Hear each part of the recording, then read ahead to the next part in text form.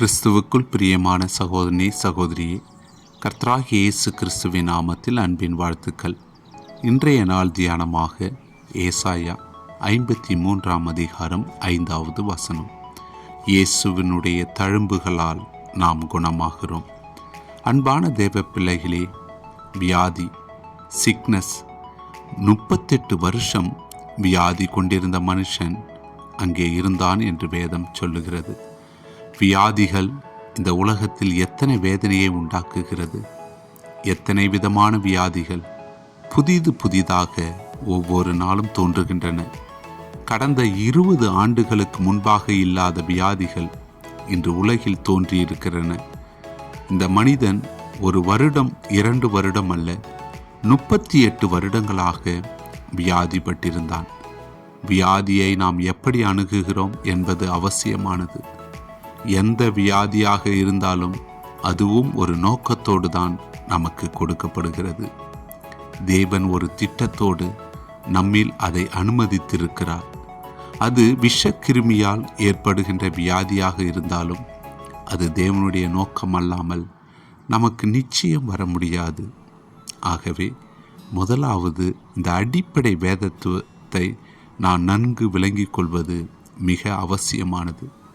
இந்த வியாதியை தேவன் அற்புதமாக சுகப்படுத்த வேண்டும் என்று ஜெபிக்கலாமா? ஜெபிக்கலாம், தவறில்லை. தேவனால் கூடும். சொல்லப்போனால் எந்த வியாதியையும் நீக்கி சுகப்படுத்துகிறவர் கர்த்தர்தான். வேதத்தின்படி சிகிச்சை பெறுவதை வேதம் தடுக்கிறதா? இல்லை.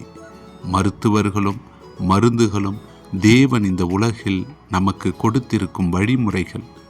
அவற்றை புறக்கணித்து விசுவாசம் என்ற பெயரில் வரட்டு பிடிவாதமாக இருப்பதை வேதம் ஒருபோதும் அங்கீகரிக்கவில்லை.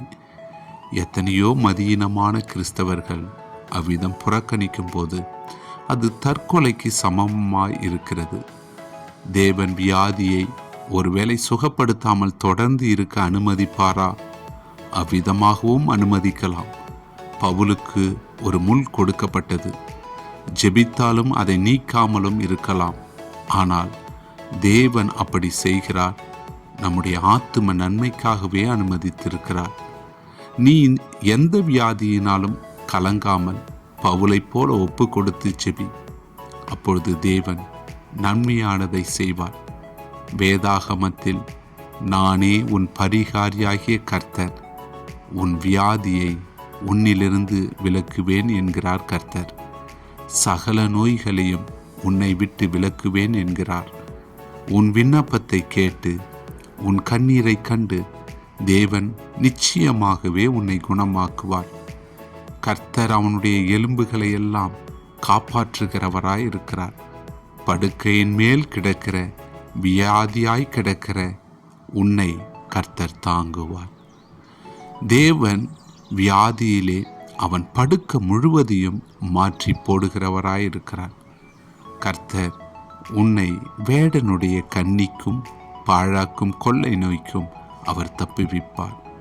அது மாத்திரமல்ல, வாதை உன் கூடாரத்தை அணுகாதபடி பாதுகாப்பார். நம் தேவன் நமக்கு ஒவ்வொரு நாளும் வியாதியிலிருந்து சுகப்படுத்துகிறவராக, வியாதியை நீக்கி நம்பிக்கை கொடுக்கிறவராக தேவன் வேத வார்த்தையின் மூலமாக நம்மோடு பேசுகிறார். அன்பான தேவ பிள்ளைகளே, சிந்திப்போம், செயல்படுவோம், வியாதியை நம்மிடத்திலிருந்து விலக்குவோம். கர்த்தர் அதற்கு உதவி செய்வாராக. God bless you. Amen.